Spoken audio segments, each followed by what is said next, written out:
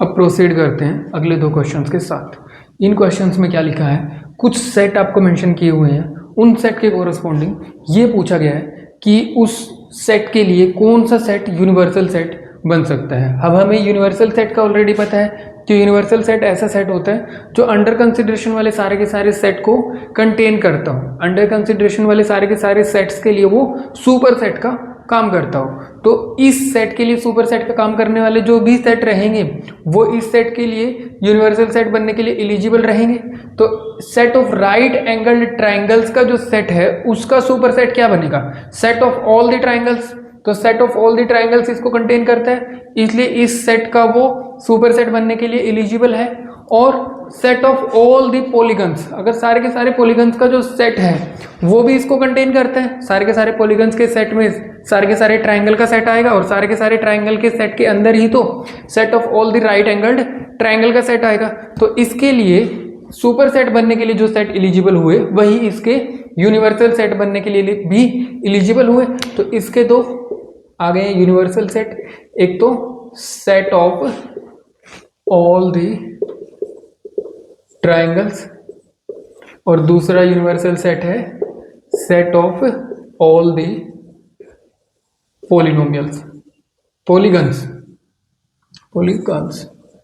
फिर यहाँ पे set of isosceles triangles, isosceles triangles का जो सेट है उसके लिए सुपर सेट बनने के लिए कौन सा सेट एलिजिबल है, set of all the triangles. क्योंकि आइसोसेलेस ट्राइंगल का जो सेट है वो कंटेन्ड है ना set of all the triangles. तो इसके लिए सुपर सेट बना ऑल द ट्राइंगल्स का सेट, और इसके लिए super set all the polygons का जो सेट बनेगा वो भी इसके लिए सुपर सेट बनेगा।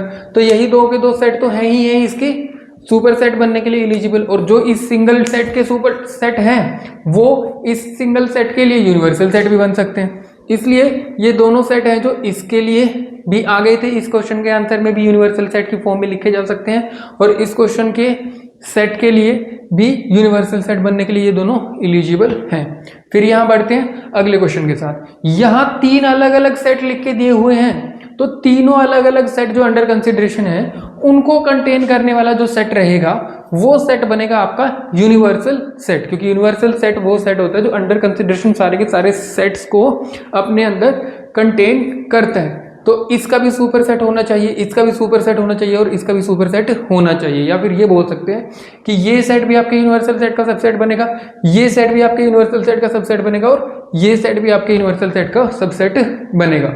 अब देखो ये सेट चेक करते हैं, तो ये इसका सुपर सेट है, ये इसका भी सुपर सेट है क्योंकि 2 4 6 2 4 6 1 3 5 1 3 5, तो इसके सारे के सारे एलिमेंट्स इसमें से आए हैं, इसके भी सारे के सारे एलिमेंट्स इसमें से आए हैं। बट ये 0 2 4 6 8 इसमें 8 नहीं है, इसका मतलब C में एक एलिमेंट ऐसा मिल गया जो इस सेट में से नहीं आया। इसका मतलब C सेट है जो वो इस सेट का सबसेट, C सेट है जो इस सेट का सबसेट नहीं है।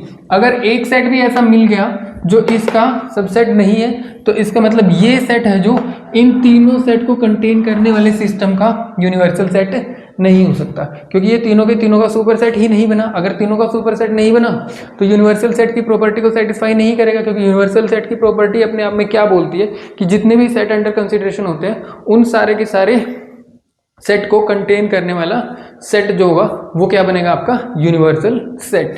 तो ये यूनिवर्सल सेट नहीं बना क्योंकि ये C को कंटेन नहीं करता। C में 8 था, इसमें 8 नहीं था। 5 तो 5 के अलावा किसी भी सेट को कंटेन करता ही नहीं है, लेकिन यहाँ तो आपके ये नॉन एम्प्टी सेट दे रखे हैं, तो नॉन एम्प्टी सेट को 5 कैसे कंटेन कर सकता है। 5 कंटेन अगर कर ही नहीं सकता तो इसका मतलब 5 यूनिवर्सल सेट बन ही नहीं सकता। अब इसमें चेक करते हैं, ये सुपर सेट है ना सेट A के लिए, क्योंकि A के सारे एलिमेंट्स 1 3 और 5 इसमें से आए हैं। फिर ये सुपर सेट है इसके लिए भी, 2 4 और 6 इसके सारे एलिमेंट्स 2 4 और 6 इसमें से आए हैं। फिर ये 0 2 4 6 8 0 2 4 6 8 इसके भी सारे एलिमेंट्स इस सेट से आए हैं। इसलिए ये सेट ऐसा है जो A B और C तीनों को कंटेन सेट है, इसलिए इन तीनों के सिस्टम के लिए ये क्या बन सकता है, यूनिवर्सल सेट। क्योंकि अंडर कंसिडरेशन जितने भी सेट होते हैं उनको सबको कंटेन करने वाला सेट क्या बनता है आपका, यूनिवर्सल सेट। तो ये यूनिवर्सल सेट बनने के लिए एलिजिबल है। और चेक करते हैं ये, अब देखो इसमें जीरो नहीं है लेकिन यहाँ इसमें जीरो था, तो ये सेट भी आपका सेट सी को कंटेन नहीं करता। अगर सेट सी को कंटेन नहीं करता तो आपको एक सेट मिल गया जो इसका सबसेट नहीं है। तो अगर एक भी सेट ऐसा मिल जाए अंडर कंसिडरेशन जो आपके यूनिवर्सल सेट का सबसेट ही नहीं बन रहा, तो यूनिवर्सल सेट आपकी कंडीशन को क्वालिफाई नहीं कर पाया, इसलिए ये भी यूनिवर्सल सेट नहीं बनेगा। तो सिर्फ एक ही सेट ऐसा आया जो आपका यूनिवर्सल सेट बन सकता है इन तीनों के सिस्टम के कोरस्पॉन्डिंग।